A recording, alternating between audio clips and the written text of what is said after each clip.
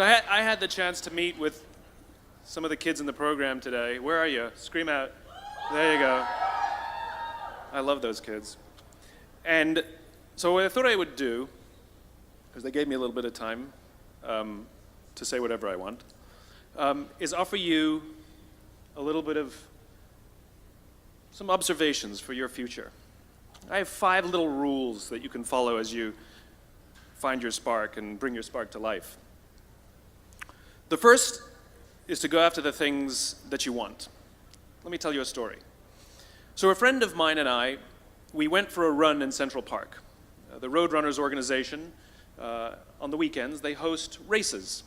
And it's very common at the end of the race, they'll have a sponsor who will give away something, apples or bagels or something.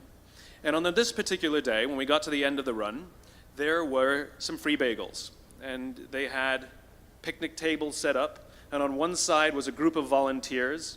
On the table were boxes of bagels, and on the other side was a long line of runners waiting to get their free bagel. So I said to my friend, let's get a bagel. And he looked at me and said, the line's too long. And I said, free bagel. And he said, I don't want to wait in line. And I was like, free bagel. And he says, nah, it's too long. And that's when I realized that there's 2 ways to see the world. Some people see the thing that they want, and some people see the thing that prevents them from getting the thing that they want. I could only see the bagels. He could only see the line. And so I walked up to the line. I leaned in between 2 people, put my hand in the box, and pulled out 2 bagels. And no one got mad at me, because the rule is you can go after whatever you want. You just cannot deny anyone else to go after whatever they want. Now, I had to sacrifice choice. I didn't get to choose which bagel I got. I got whatever I pulled out, but I didn't have to wait in line. So the point is you don't have to wait in line. You don't have to do it the way everybody else has done it.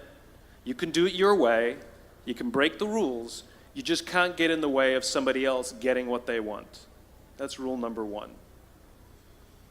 Rule number 2. I like this one. In the 18th century, there was something that spread across Europe and eventually made its way to America called puerperal fever, also known as the Black Death of childbed. Basically what was happening is women were giving birth and they would die within 48 hours after giving birth.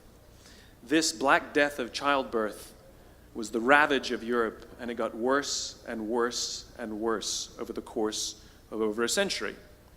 In some hospitals, it was as high as 70% of women who gave birth who would die as a result of giving birth. But this was the Renaissance. This was the time of empirical data and science, and we had thrown away things like tradition and mysticism. These were men of science. These were doctors.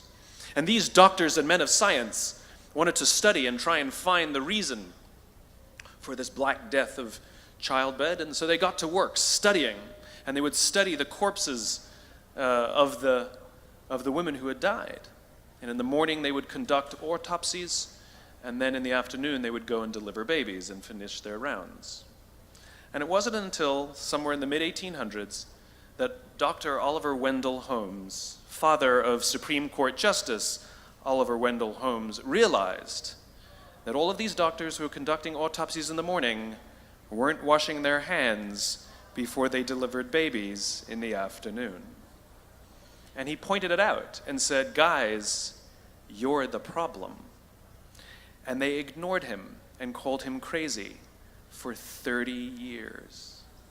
Until finally somebody realized that if they simply washed their hands, it would go away.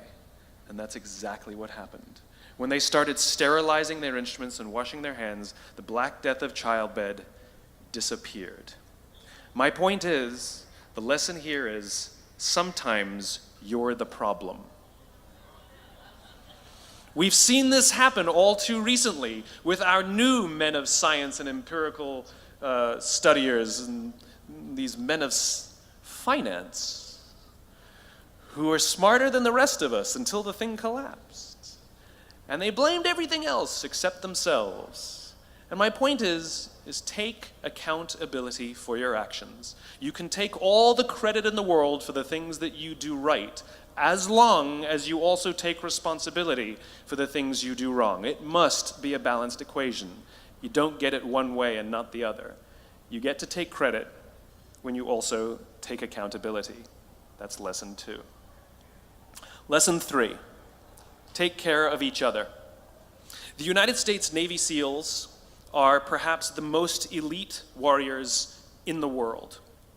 And one of the SEALs was asked, who makes it through the selection process? Who is able to become a SEAL? And his answer was, I can't tell you the kind of person that becomes a SEAL. I can't tell you the kind of person that makes it through BUD/S. But I can tell you the kind of people who don't become SEALs.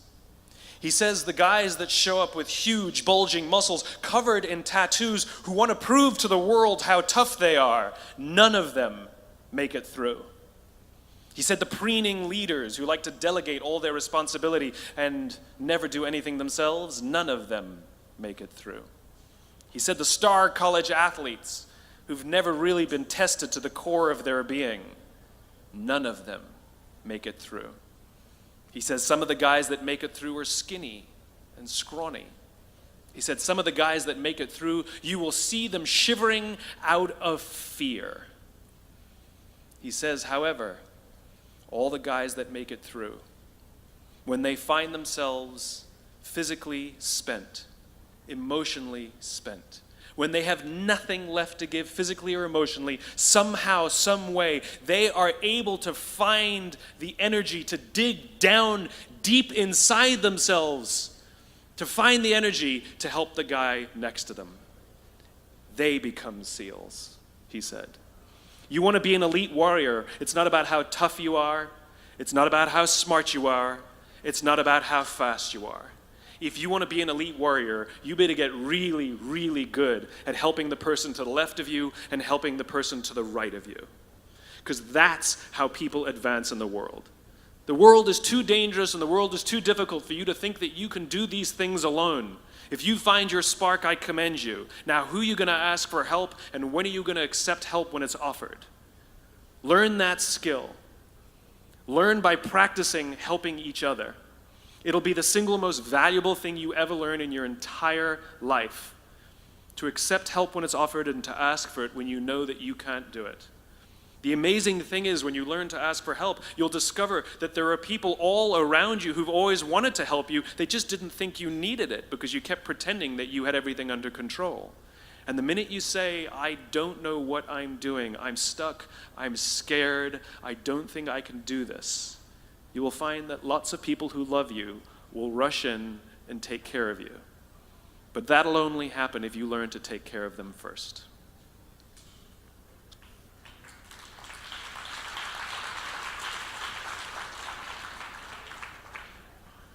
Lesson 4.